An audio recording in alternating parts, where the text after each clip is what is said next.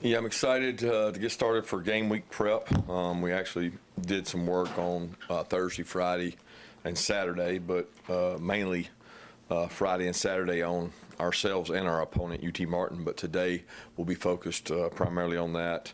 Heard about the event today they did for Coach Dooley in the Dooley Memorial I guess it's intersection. Is that correct? And it sounds like that's a great event. I certainly have a lot of appreciation for Coach and his family and what they've meant to this community. It meant a lot to me personally as well. So I'm glad they were able to do that. But for today, to UT Martin, we move on. Got a lot of respect for UT Martin. Coach Simpson and his staff have done a tremendous job. I mean, when you talk about being conference champs, which they've been, a lot of their stats within their conference look very similar to ours in terms of being balanced, really good on offense and really good on defense. And we played teams from that conference, and I know a lot of coaches in that conference. One of our coaches, Trey Scott, got his start there, his first job by Coach Simpson, and worked. He knows their offensive coordinator really well, and they've done a tremendous job with their program of building it from the ground up, and they've got a great foundation laid. So we're excited to have them come in and hoping for some good weather. Excited for our guys to get to go play somebody else. They've worked tremendously hard this camp. I mean, we probably have had one of the toughest camps since I've been here, mainly because of the heat. The heat was so different the last, I guess, 3 weeks. It's just you can't avoid it, and it's been tough. And our guys have pushed through it, and now we got to set a standard for how we practice in season, and that starts today because you don't inherit that from previous teams. Questions? Hey, Kirby, on the running backs, what's Dejon Edwards been dealing with, and how is he and Kendall Milton? And have you been looking at Dylan Bell at running back? Well, we're looking at everybody at running back. We're going to try to find the best way possible to get the ball in the hands of the playmakers. But to answer your question specifically, Dejon was dealing with an MCL. He had one last year. But he's actually doing great. I think he's going to be able to practice and do everything today. So we feel good about Dejon's status. It happened in the second scrimmage, and so I don't know what that date was, but would have been, I guess a week ago Saturday. And he's bounced back pretty good from that, so he looks good. Kendall has been dealing with a hamstring almost all of camp. He feels 80-90%.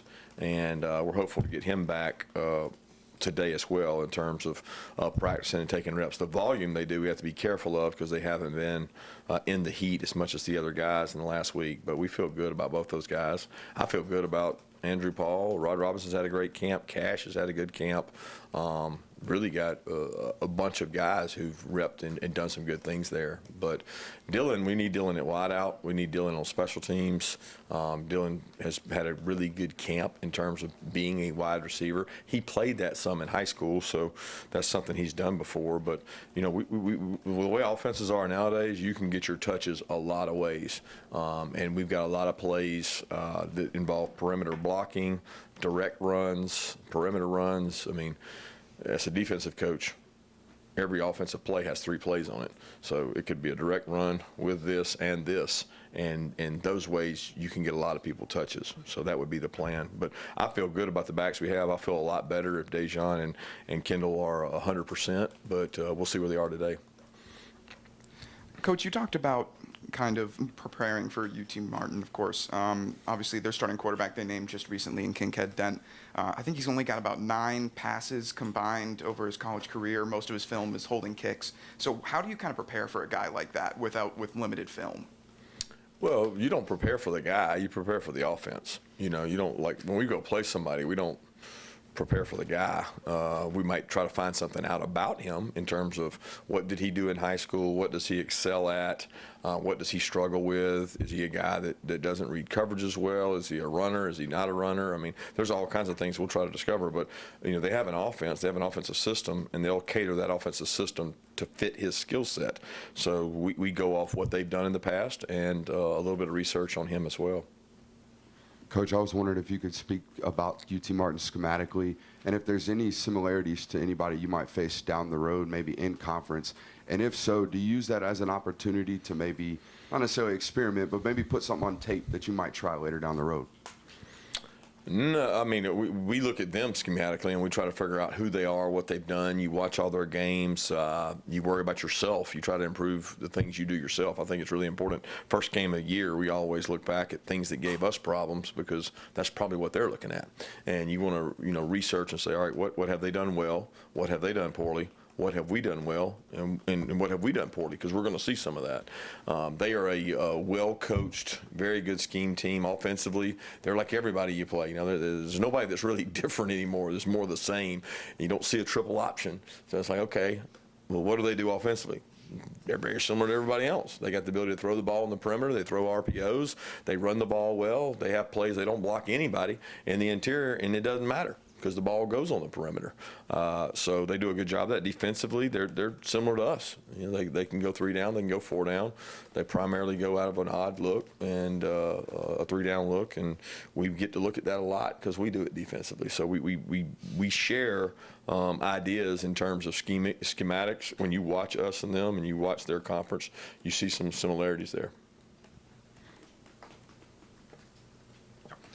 Coach, can you give 2 questions? Can you tell us a little bit about Laneith Whitehead and maybe if we can expect to see him, and what's the status on Lad McConkey? Lad's doing great. We had to shut him down for a little bit. He had a little bit of a back injury, but he's fine. He's dealt with it before. He's had it last year. He practiced Saturday and was good and expected to be out there today, so he should be fine. In terms of Laneith, he's dealt with a little bit of a knee injury during camp. It was bothering him, but he's battled back from that. He's trying to learn our offensive system still and pick up on things and kind of find his fit and where he fits in this running back group. And he's done a good job giving us a great look and continue to work and get opportunities. There's certainly a lot of opportunities at the running back positions for guys to get carries and show us what they can do. Kirby, just updates on Kamari, David Daniel, and Smile. Yeah, those guys look good. I've been practicing. David Daniels had a little bit of a turf toe. He came back out Saturday, was able to run, hit some high speeds. He'll be practicing with us. Kamari and Smile have been practicing for the last couple of weeks. Yeah, how much does Carson stand to benefit by having a guy like Cedric, be his center in front of him and having someone and playing behind someone that has so much, game experience and has already seen so much? What are the benefits of that? I would say familiarity. I mean, he knows that Cedric's been there, but it's probably overrated because Carson understands fronts, coverages, pressures. He can ID protections. He can point runs. He can do a lot of different things. So he doesn't have to rely on Cedric like maybe a new quarterback would, because I don't see Carson that way. He understands it. He gets it. He's had a ton of reps. So I think the fact that he's got somebody that's played in big moments, someone that snapped the ball in tough environments is comforting. But as far as what Cedric provides for Carson is probably reassurance. Coach, I wanted to ask about the secondary room. I know you got 4 guys competing to either start alongside Kamari or in place of him if you can't go this weekend. How's those 4 guys kind of looked, and has any of them stood out to maybe earn one of those starting spots? Are you asking about the safety and the star position, or what are you specifically asking? Yeah, we've got a group of cornerbacks Kamari's really been going now for a little over a week and practicing and taking his reps. He's been in a black jersey some, but that's more precautionary.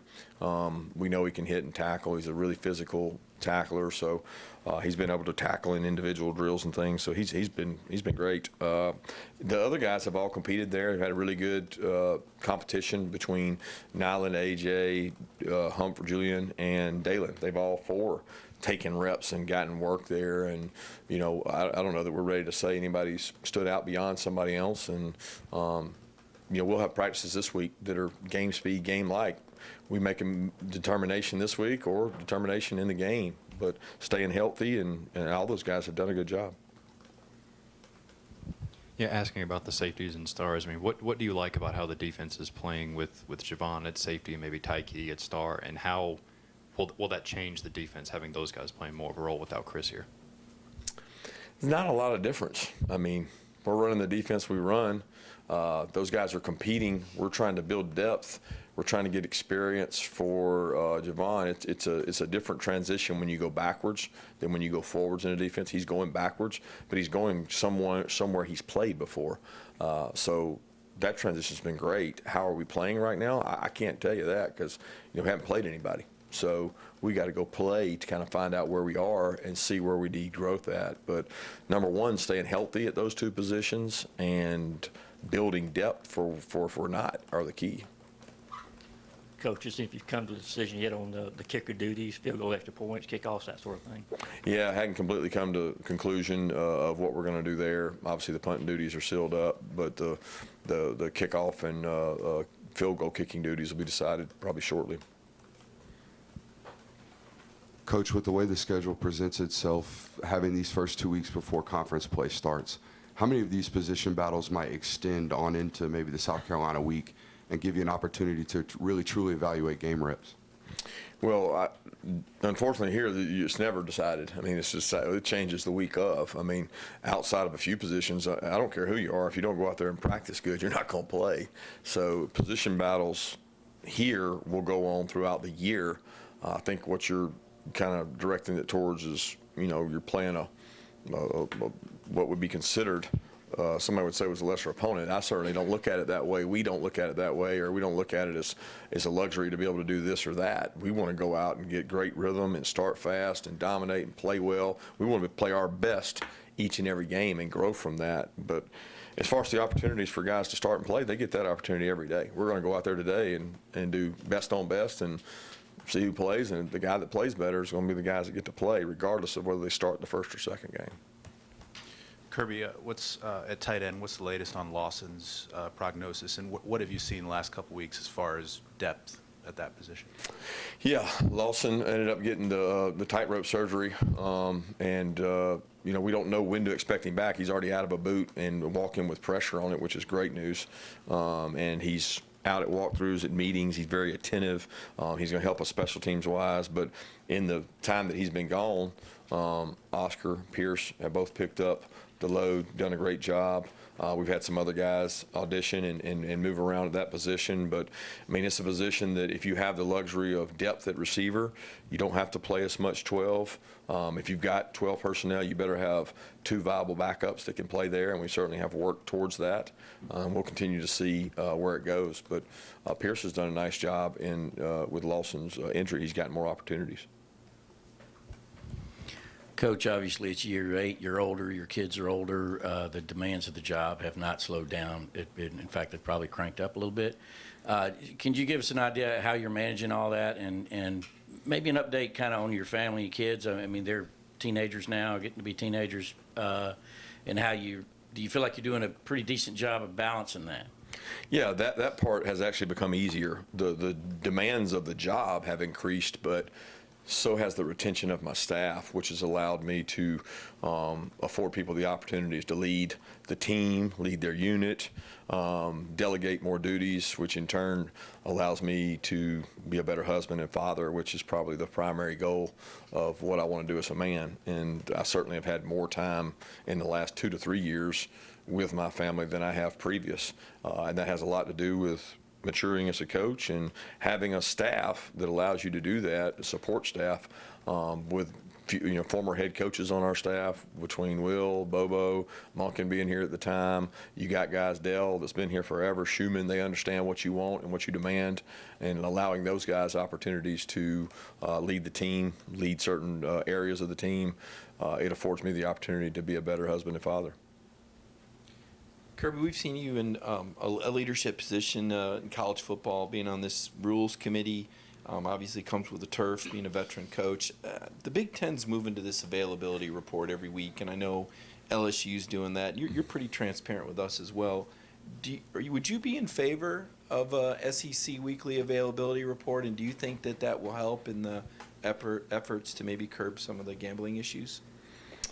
I'm for whatever helps curb the gambling issues, because I think it's a major issue in all of sports, with the states now taking on more and more gambling, the tax revenues that states are able to get, the pressure that they put on student athletes sometimes trying to get information, which I have no proof that happens, but it certainly scares you as a coach. You worry about pitfalls and you worry about where your kids can make mistakes. That's an area that's really hard to police for us as coaches, because outside of this building, what they come in contact with, what information they may or may not share, is scary. But as far as the uniform injury policy, I would have no issue with that. I always defer to Sankey and the leadership of our conference, because he does such a good job of seeing it from 10,000 feet and not from the view of just one coach.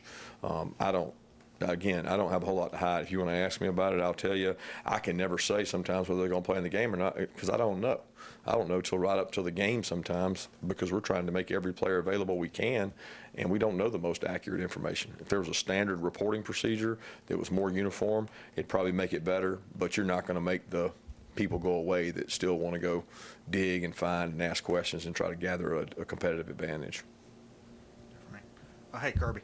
I know you like to stay in the moment and, the day and not looking too far down the road, but That's correct. Yeah, I think I've got that right. But you're going to ask anyway. Is there any way you use the prospect of having a chance to win 3 straight national titles, not done in the poll era? Can you use that without getting out of the moment, but at least give the guys that kind of carrot to shoot for? And maybe is there some sort of motivational way you can use the chance to do something that's never been done? Absolutely not. I just don't think you can make it about that, because the minute you do that, you open yourself to distractions, added pressure. What if it doesn't happen? What are you playing for? I mean, there's just so many things that I just don't believe philosophically in doing that, because what the previous 2 teams did has no bearing on this team, has no bearing. Our focus is UT Martin and really us, and that's going to be true whoever we play. Is we have to remain focused on us, and we have to, like I said, set a standard of the way this team's going to practice in a game week, and that's kind of like being where your feet are, because you don't inherit practice habits. You don't inherit standards. You set them, and they change year to year, and you got to kind of acknowledge them. So that's where our focus is. I know it's so hard for people to believe that we're not talking about the other, but we got a lot of work to be done before we start talking about that. Kirby, I've heard you talk about reinventing yourself to be better than you were last year. How is your program doing that this year? Well, I think, you do it based on who you have. I think offensively, defensively, special teams, we're looking at things to change that are going to make us better. We're looking at different ways we walk through. We're looking at a different practice format today than it was last year on this Monday. We're looking at what this team needs relative to where we are. This is not the same team we had 2 years ago or last year, so what do they need? And that's how you reinvent yourself to be better, and we're looking at that every day. Just in the offseason and specifically through fall camp, where have you seen this offensive line grow, and what are maybe a weakness that you've seen out of them? Well, the not weakness, the fear is reading what you all say about them, or believing that what Warren Brinson says about Amaris Mims is going to be the gospel. I mean, you have to earn that. You have to go out and earn what you get and do it on tape. You just get told that you're this or that doesn't make you that. And I can show you countless examples on tape where that hasn't been true. I can also show you countless examples where it has been. And you're only as good as your last practice. And that's what this offensive line will worry about. I mean, depth is a concern. How many guys can we play, and how do we avoid injury and stay healthy? And some of that comes with luck. Let's take 2 more questions. So we'll use your words, not ours. What excites you about this team? What excites me about this team is the maturity level, the approach they've taken to their work. So we had an off-season workout program. We had a spring practice, which I was very pleased with. We had summer workouts, which I was very pleased with. We had camp that it wasn't our very best camp, but we also had a lot tougher circumstances than we've ever had in camp. I could say that we've had better practices, but we've never had 110-degree heat either. So I'm very excited about, like, every day you go to work with this group, they're fun to be around because they actually listen to what you say and they try to do it like you say it. And that's important. I mean, who you are intangibly is really important, and they've done a great job with that. Now, still got to transition to the field and the games. Kirby, did you watch any games this weekend to see how the new clock rules working out with the clock not stopping on first downs? And just give us your overall take on that. Yeah, there's a lot of talk, a lot of text going around, but I didn't. We worked on Saturday, so I didn't get to really see any games. We practiced and worked, but we talked to some analytics people that had it from 65 to 69 offensive snaps, or 69 to 65, meaning it was 3-4 lower. But people factor Navy game in against Notre Dame. Navy is very different. We'll see more as the year goes on. We all thought that it would be less. We thought it would be 3 to 5 less on average first weekend. I think it was right around that. That's not including some special teams plays that might have gone down in there as well. But I don't think we'll know until we get into conference play.